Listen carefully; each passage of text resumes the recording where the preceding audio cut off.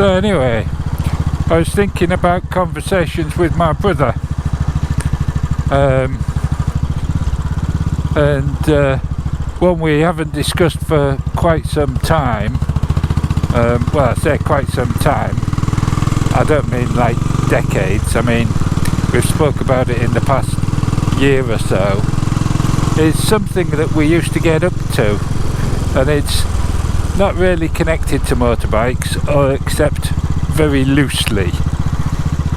And lots of people won't know if you weren't riding bikes. I don't actually know when the law changed, but it used to be you could ride a 50cc moped unrestricted, I might add, because that makes all the difference. Because when they brought out the new law on restricting 50cc motorcycles to 30 miles an hour, it was ludicrous. But in fact, I was so much of a loony that I actually fell into it, because it was at that sort of time. I'd had my Fantic GT, I had an AP50, Suzuki AP50, and they brought out the Suzuki X1, which was a 50cc version of the X7 and the X5, a little two-stroke affair, and oh, it was dismal. It was absolutely dismal. You used to wind the throttle back, and you know how when you wind your throttle back you sort of throw yourself forward. Well, if you did that on the X1 you'd go over the bars because the thing didn't move. But the AP50 we had tuned up. We were doing, you know, 70-80 miles an hour with them, with all sorts of modifications. And the Fantic GT, that is a pretty quick 50cc motorbike, but they were safe. They were safe at that speed. You could get out of the way of traffic, you could actually keep up. When they brought out those restricted 50cc's, I mean, bloody dangerous if you ask me. Very dangerous, because no other traffic was doing that. I mean, push bikes nowadays would pass you. So anyway, yeah, we were. So at 16 you'd have a moped, a 50cc moped, or a motorbike a moped that looked like a motorbike, and they were quite quick by today's standards. And then at 17 you could have up to 250cc's, and everyone would get the RD 250 or the GT 250 or the CB 250, and there were various guises, 2-stroke and 4-stroke.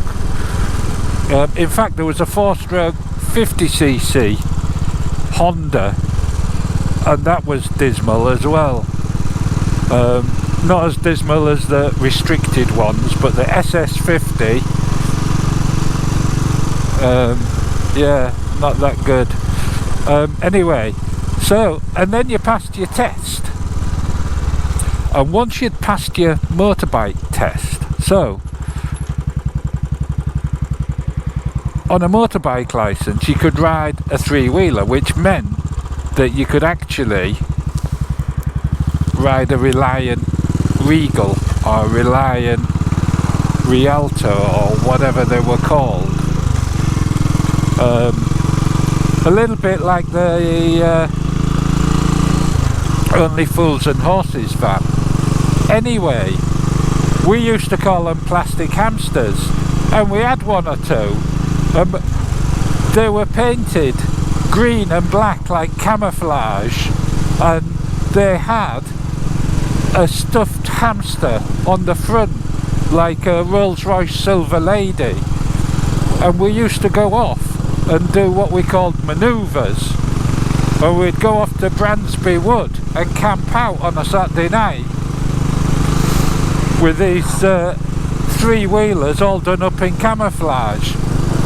And before we'd go, we'd all meet in the pub and we'd get out our maps and we'd plan how the war was going to go, and we'd have all these toy guns. It was hilarious.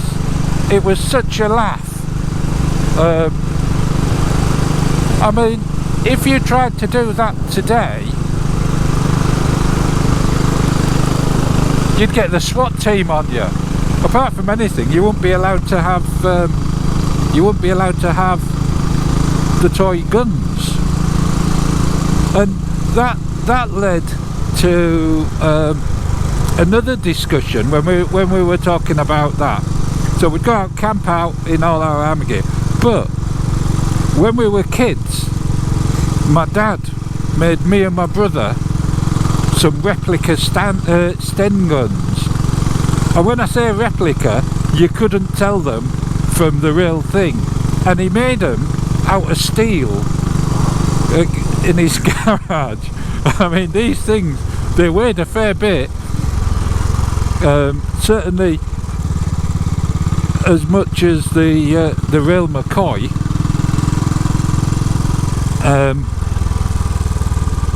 And anyway, I had one and my brother had one, but his mate didn't have one, and my brother wanted his mate to have one, and he made me swap mine for this overgrown, like, dinky toy pickup truck.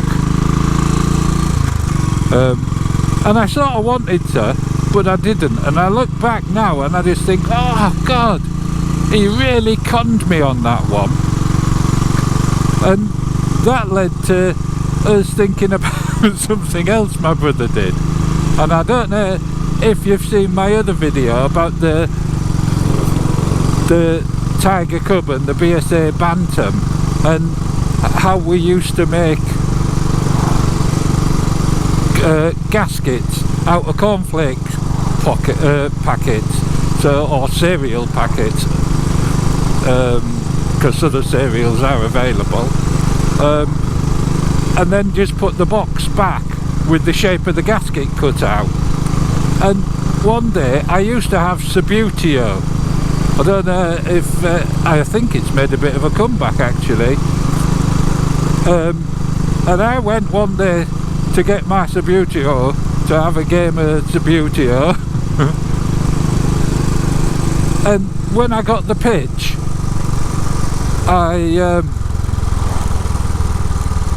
I opened up the pitch, and you know what? There was the shape of a guitar, well, two guitars, cut out of it. Yeah, because they were made out of really nice felt in those early days with Subbuteo pictures, not the cotton rubbish that they started making them out of. And do you know what he'd done? He wanted to reline his guitar case, and so he'd used this felt, cut it out and turned it back to front so the lines weren't on it and stuff, and relined his guitar case with my Subbuteo pitch, and then put the cut out bit that was left back in the Subbuteo box. I mean, what sort of brother does that? It is quite unbelievable really. I was livid. And this was sort of came back to my mind because I was looking at the Triumph Bonneville. I got an email from Triumph with the new T120 that they're doing, because they're doing all these specials now, aren't they, so that they can charge a few extra grand for them.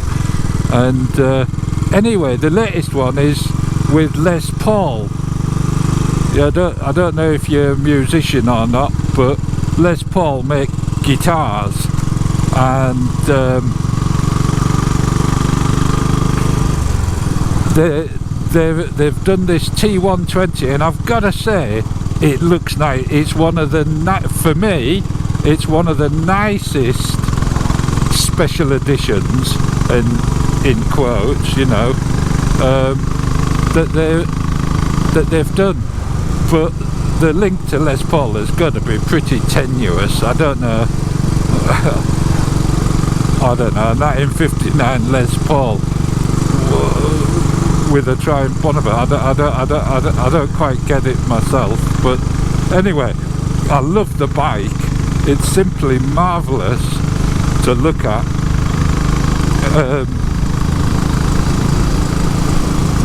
Yeah, so from getting that email, it made me think about all that conversation I've just recanted to you now. Incredible, isn't it, really, where these things come from in your head. But yeah, my brother sent me some pictures, because when I sent the email to my brother, he had a mate. My dad and my brother are amazing musicians, and they had this mate, and he actually has one, and the value of it back then was about £350,000. Yeah, incredible for a guitar. Anyway, he sent me some pictures of guitars, and my dad, yeah, fascinating. Look at the daffodils, lovely. So there you go, another little mutter, a conversation with my brother.